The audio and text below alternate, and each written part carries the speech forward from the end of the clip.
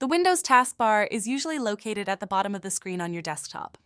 The taskbar provides various options and features which we will be going over today.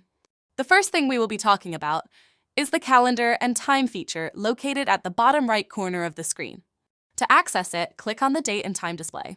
This opens a calendar view showing the current month and any scheduled events synced from your Microsoft account or other connected calendars.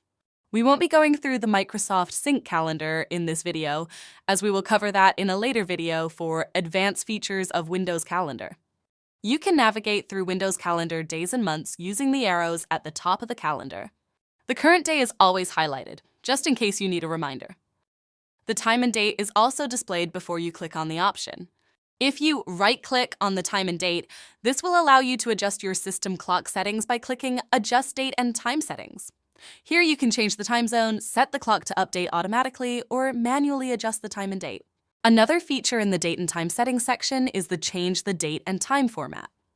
You have a variety of options regarding how you want to format your clock, from changing when you want the first day of the week to be to shorthand or longhand date format. There are some other features in this section I won't go over in this video, but could be fun to learn and play with just to get familiar with the settings. You will also notice that when you click on the date and time, you will see notifications from various apps running on your PC. If you right-click on the date and time, you can select Notification Settings. This will allow you to turn on or off all notifications or just certain notifications. You can also use the Do Not Disturb feature, which will send your notifications straight to the Notification Center without the notification popping up.